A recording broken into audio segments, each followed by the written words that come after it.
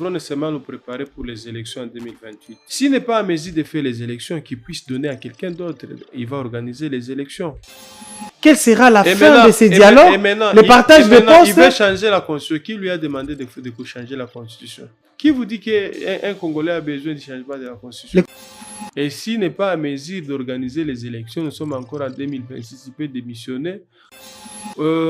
Depuis que l'IDPS est au pouvoir, l'IDPS aujourd'hui conduit le pays dans le sens contraire de l'aiguille d'une montre. Avec ce régime, il y a quelque chose d'intolérance qui s'est... Depuis un moment donné, on commence à s'habituer à l'intolérance. Comme nous sommes dans une démocratie, ça ne peut pas passer. Mobutu nous avait laissé avec 14 milliards de dettes, mais aujourd'hui, nous avons plus de 20 milliards de dettes. Vous voulez dire que le peuple va s'opposer à Félix Tshisekedi? Le premier opposant, c'est son frère qui n'a pas de quoi manger, Akabuya Kamwanga. Je n'ai jamais été d'accord avec la structure de... C64. Oui.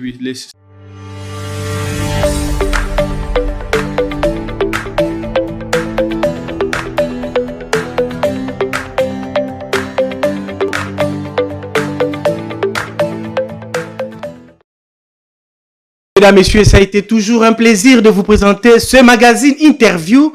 Aujourd'hui, vous savez, l'actualité reste dominée par l'adoption de la loi référendaire à l'Assemblée nationale par les députés nationaux. Voilà cette loi qui commence maintenant à faire débat au sein de l'opposition et voire même dans certains partis politiques. Nous allons en parler avec mon invité qui est déjà sur ces plateaux, mais nous allons aborder aussi le message de l'opposition avec le C64, une structure qui milite, mais qui lutte contre le changement ou la révision de la constitution de l'opposition. Mais notre thématique sera basée sur la réforme constitutionnelle et les dialogues. Voilà, mesdames, messieurs, ce sont là les éléments que nous allons débattre au cours de cette interview. Eli Wilonja, analyste politique et puis politologue de formation.